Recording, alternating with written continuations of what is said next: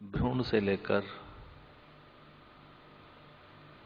मां के गर्भ से निकलते हुए रोदन तक ये जो जन्म में फिर जीवन की प्राप्ति, इसमें अनंत संभावनाएं हैं।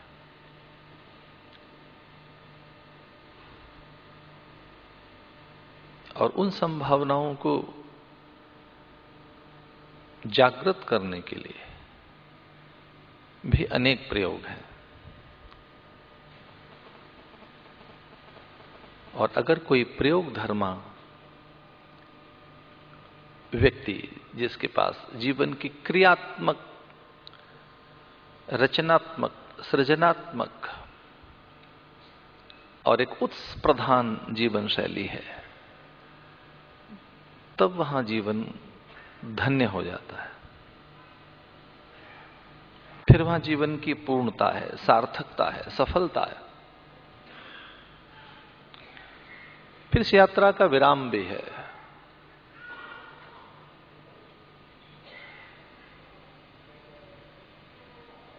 और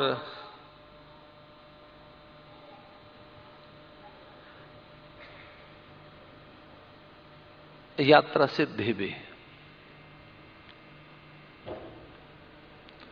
ये जीवन यात्रा अगर पूर्णता को प्राप्त नहीं होती, इस जीवन में जीवन सिद्धि हाथ नहीं लगती,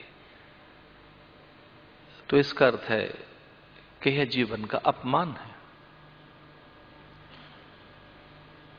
इसे चित्त का स्थायी समाधान हो सके, इस दिशा में व्यक्ति के प्रयास आध्यात्मिक गलियारों में खींच लाते हैं। जब व्यक्ति अपने स्थायी समाधान के लिए व्याकुल होता है कि वह अपने भ्रम, भय, अभाव, पीड़ा, नैराश्य, अवसाद, चिंता या बहुत सी शंकाओं से और दुविधाओं से मुक्त होकर एक स्थायी प्रसन्नता और एक ऐसे आनंद को उपलब्ध हो सके जो व्यक्ति, वस्तु, पदार्थ और परिस्थितियों से अपहृत न हो, वो छीना न जा सके, ऐसी जब कभी एक व्याकुलता व्यक्ति में पैदा होती है, तब वह व्यक्ति स्वाभाविक रूप से आध्यात्मिक गलियारे में अपने को पाता है। स्वाभाविक रूप से प्रकृति उसे वहां ले आती है, उसकी उस मांग पूर्ति के लिए। इसलिए हम सब आध्यात्मिक गलियारों में रहने वाले प्राणी हैं। हमें मोक्षा या जिज्ञासा या हमारा आध्यात्मिक उत्स या हमारी व्याकुलता कम अधिक हो, किसी में मंद है, तीव्र है, कोई अत्यंत व्याकुल है, या किसी में सुप्त है, या किसी में बिल्कुल आरंभिक अवस्था में, पर यह सच है कि हम सब आध्यात्मिक प्राणी हैं, हम सब। और कदाचित वह व्यक्ति भी जिसमें आनंद की कोई चाह न हो, वो मूढ़ हो, जड़ हो, अज्ञानी हो, अल्पज्ञ हो, अथवा वो किसी क्षिप्त अवस्था में रहता हो, फिर भी वो भी आनंद के लिए तो उत्सुक रहता ही है।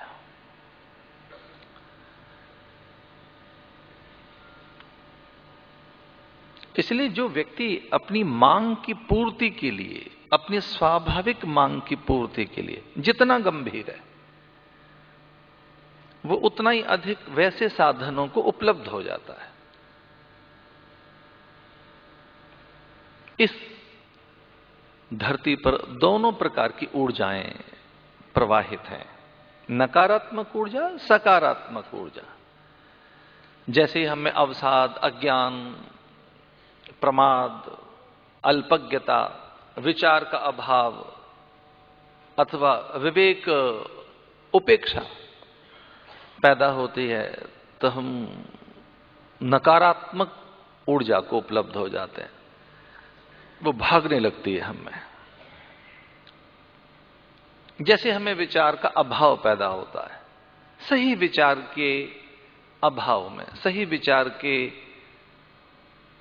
पैदा न होने पर, अज्ञान की अवस्था में, प्रमाद की, आलस्य की अवस्था में, और एक अपने ही द्वारा सृजित अवसाद की अवस्था में जो कुछ यहां नकारात्मक ऊर्जा है उसे हम घिर जाते हैं, और उसका परिणाम दुश्चिंता, नैराश्य, भय, जीवन से पलायन, अरुचि, अप्रसन्नता और कभी कभी आत्मघाती प्रवृत्ति। ये ऐसा इसलिए होता है कि हमें विचार का अभाव है, और जैसे हमें कोई एक सद्विचार और हम संकल्प शक्ति से अपने प्रमाद और आलस्य को चुनौती दे सकें, और जैसे हमें विवेक और विचार या विरति और आध्यात्मिक आकांक्षा की उच्चता पैदा होती है, तैसे ही सकारात्मक ऊर्जा भागने लगती है हमारी ओर, और फिर हम बिना किसी पदार्थ से प्रसन्न, बिना पदार्थ की प्रसन्नता। ये कितना हास्यास्पद लगता है कि पदार्थ आएगा तो प्रसन्न होंगे, तो प्रसन्नता पदार्थ सापेक्ष है क्या? कितनी बौनी, कितनी ठिगनी, कितनी छोटी, कितनी बेमानी प्रसन्नता है। तो प्रसन्नता पदार्थ में बसती है, आनंद पदार्थ में बसता है, शांति पदार्थ में बसती है। पदार्थ नहीं है तो हम न आनंदित हैं, न प्रसन्न हैं, न आह्लादित हैं, न सम्मानित हैं, न स्वस्थ हैं, न समृद्ध हैं। इतनी चीजें हमने वहां आरोपित की हैं, इतनी चीजें हमने वहां पर कल्पित की हैं, मन सृजित की हैं, उनके वहां अनुमान और आकलन लगाए, उसका वहां हमने बार बार अभ्यास किया है, और एक भ्रमित आभास पदार्थ में पैदा किया है। उन्हें अपने अज्ञान से हमने एक आभास पैदा किया कि यह पदार्थ जब हमें प्राप्त होगा तो हम सम्मानित होंगे, समृद्ध होंगे, चर्चित होंगे, ख्यात होंगे, प्रसन्न होंगे, और शायद जीवन का मकसद पूरा हो जाएगा, जीवन को मायने मिल जाएंगे, शायद जीवन को अर्थ मिल जाएंगे। जैसे लाइफ मीनिंगफुल तब होगी, या उसमें अर्थ या स्वास्थ्य या सुंदरता या उसमें गंध या उसमें एक मकरंद तब पैदा होगा जब पदार्थ मिल जाएगा। तो हमने एक इतना महत्व दिया, क्योंकि वो हमारे पास नहीं है, क्योंकि वो हमारी पहुंच से दूर है। तो जो आउट ऑफ रीच चीजें हैं उनमें इतनी चीजें हमने डाल दी कि ये तो बहुत महंगी और मूल्यवान और दुर्लभ, दुष्प्राप्य, असाध्य, दुस्तर, बड़े साधन के बाद मिलने वाली चीज है, ये बड़ी महंगी चीज है। तो हमने प्रसन्नता को कहां स्थापित किया? पदार्थ में, अनुकूल स्थितियों में, परकीय पदार्थों में, विजातीय पदार्थों में, मित्र मंडली में, किसी सुंदर रूप में। तो ये ऐसा तब होता है जब हम अपने को नकार कर पदार्थ को महत्ता देते हैं। इसका अर्थ ये नहीं कि हम पदार्थ को नकार दें, इसका अर्थ ये नहीं है। इसका अर्थ ये नहीं है कि हमें कोई जागतिक विरक्ति पैदा हो जाए, कोई सन्यास घटित हो। और वैसे सन्यास कोई पदार्थ के अपमान का नाम भी नहीं है, कोई पदार्थों की उपेक्षा का नाम सन्यास है भी नहीं कि जी पदार्थों की उपेक्षा है, उनकी बड़ी निंदा है, या जगत की निंदा का नाम सन्यास है। नहीं, ये सन्यास नहीं है, ये वैराग्य भी नहीं है। इसे विरति नहीं कहेंगे कि बहुत निंदा संसार की जाए। तो जगत की निंदा का नाम न तो अध्यात्म है, न सन्यास है, न व्रत है, न उपवास है, और न वो कोई जीवन साधना है। जो जैसा पदार्थ है उसे समझने का नाम अध्यात्म है। जो जैसी चीज है वैसे उसके अर्थ समझने का नाम। वो कितनी लाभकारी है, उसके गुण दोष, उसकी प्रकृति, उसकी सत्ता, उसकी निजता, उसका स्वभाव, इसका नाम कदाचित अध्यात्म है। अध्यात्म माने स्वभाव जान लेना किसी वस्तु का और फिर अपने स्वभाव को उपलब्ध हो जाना। तो जीवन यात्रा में जो हमारी अनंत संभावनाएं, दैवी संभावनाएं, मांगलिक संभावनाएं, कल्याणकारी संभावनाएं, वो धूमिल होती जाती हैं। जीवन पर आवरण, जीवन पर एक पर्दा, जीवन में एक पलायन पैदा होता जाता है। हम शायद जीवन से तो परे हो जाते हैं और हम कहीं और चले जाते हैं। उसे कहेंगे भटकाव। कभी कभी ऐसा होता है कि हम जब जानना चाहते हैं कि जीवन के सही मायने क्या हैं, तब हम डिट्रैक हो चुके होते हैं, हम बहुत दूर जा चुके होते हैं, हम वहां पहुंच चुके होते हैं जहां से लौटने में अनादर, उपेक्षा, भय, अभाव और जो मिथ्या मायावी हाथ में पकड़ रखा है उसे कैसे छोड़ें, एक आसक्ति सामने खड़ी होती है। कुछ सूत्रों पे चर्चा करनी है। पहला सूत्र तो यही है कि जो सकारात्मक ऊर्जा है उसे कैसे ग्रहण करें। इस पूरे संसार में जितनी वनस्पतियां हैं, जितने पादप पौधे हैं, जितने व्यक्ति हैं, जो दृश्य घटनाएं हैं, उनसे सकारात्मकता कैसे पैदा करें। बात इंद्रधनुष की अभी सुनी मैंने, सतरंगी काया इंद्रधनुष की।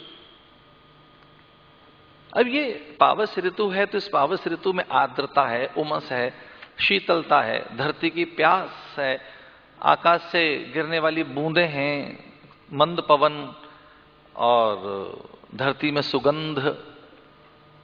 एक पावस का अपना, एक वर्षा का अपना एक सौंदर्य है। आइए एक छोटी सी यहीं से बात आरंभ करते हैं, जो बहुत सीधी सी बात है। अगर वर्षा की प्रकृति का पूरा ज्ञान है तो वर्षा के कम या ज्यादा होने से आप प्रभावित नहीं होंगे। हम बहुत अधिक प्रभावित प्रकृति से, परिवेश से, वायुमंडल से, व्यक्ति से, दृश्य से, घटनाओं से, परिस्थितियों से होते हैं। जो सीधा सीधा हम प्रभावित होते हैं, सीधे सीधे, वो हम आसपास में जो घटित है उसी से होते हैं। ये जो कुछ आसपास में घटित है इसे विचार से और ज्ञान से सुंदर बनाया जा सकता है। अपने आसपास को मांगलिक और कल्याणकारी एक रूप प्रदान किया जा सकता है। छोटा सा प्रयोग है।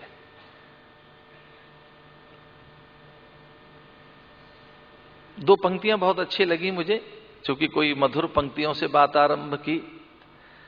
तो वो पंक्तियां ये हैं कि तुम कितने हो, अपनी प्यास जितने हो। कोई पूछे हम कितने हैं, आप कितने हैं क्वांटम में, क्वांटिटी में, लंबाई चौड़ाई में, अगर मापा जाए जीवन तो हम कितने हैं, जीवन को माप कर देखें तो हम कितने, उतने से ही जितनी बड़ी हमारी प्यास है। जैसे जैसे जीवन के प्रति प्यास बढ़ती जाती है, जीवन उतना बड़ा या उतना कम होता जाता है। तो जो हमारे आसपास घटित है, जो हमारे आसपास विद्यमान है, उसे ज्ञान से अगर हम समझ लें तो वहीं से आनंद, माधुर्य, प्रीति और सुखकारी संवेदनाएं हमें प्राप्त होने लगेंगे।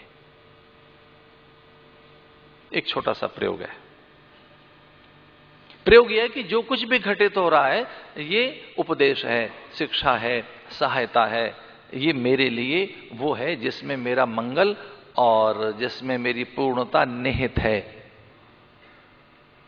एक बहुत बड़े किसी विचारक ने लिखा है कि मेरा कभी अहित नहीं हो सकता, मैं ईश्वरीय संतान हूं, मेरा कभी अमंगल नहीं हो सकता, अनिष्ट नहीं हो सकता, कभी मेरे लिए हानि नहीं है, यहां हिरास नहीं है, मेरे लिए कोई कमी नहीं है। एक सोच है। तो अभी जो कुछ घटित हो रहा है, ये जो कुछ मुझे प्राप्त हो रहा है, ये संकेत है, शिक्षा है, ये मेरे लिए फल है। बहुत गहरे जाना चाहता हूं मैं। और सावधान होकर सुनना। ये जो अभी है ये आपका चाहा हुआ है, आपका बोया हुआ है, आपका किया हुआ है। जो अभी है, जो वर्तमान है, ये जो वर्तमान है ये आपका चाहा हुआ है। आपने इसी की अभिप्सा की, इसी की आपने आकांक्षा की, इसी के लिए श्रम और साधना की।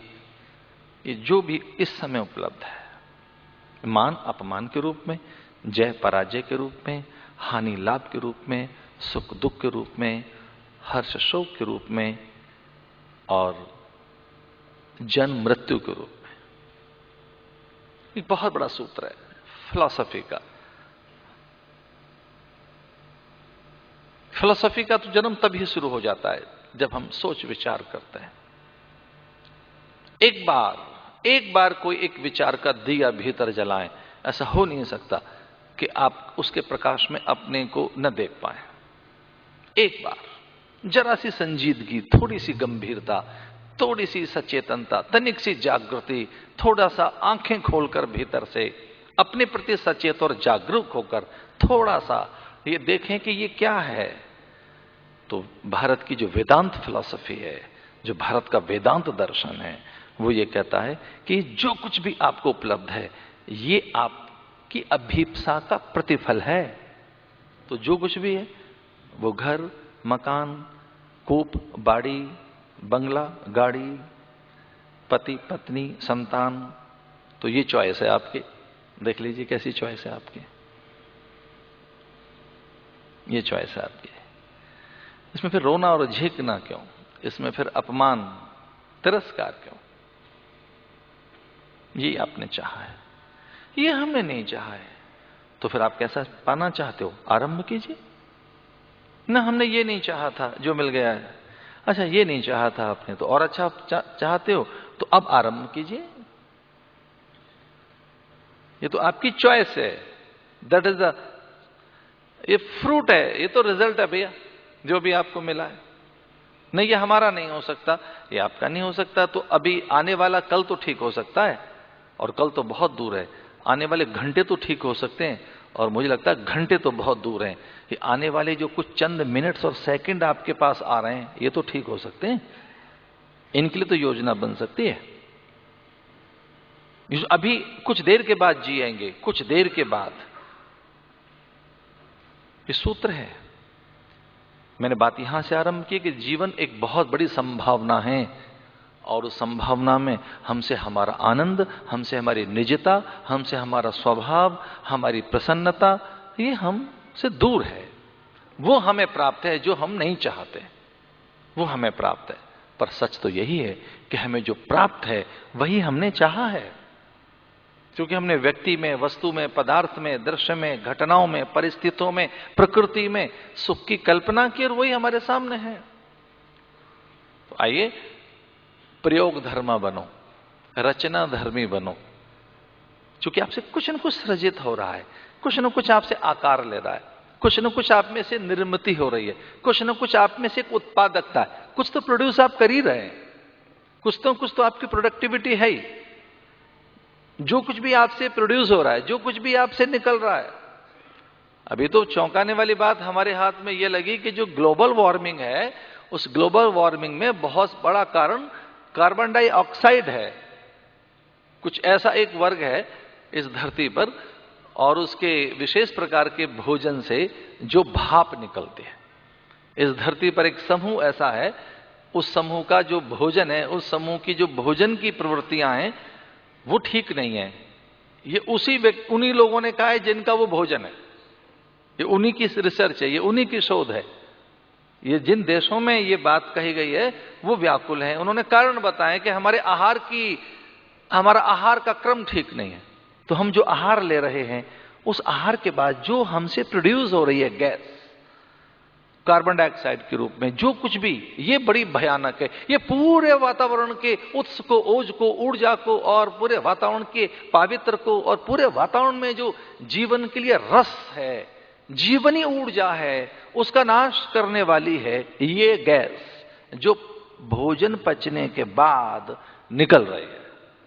उसके पेपर्स हमारे हाथ में उन्होंने पकड़ाए और बड़ी चर्चा है उन पर कि एक विशेष प्रकार का भोजन करने वाले लोग और उससे जो गैस निकल रही है तो कुछ तो प्रोड्यूस कर ही रहे हैं आप।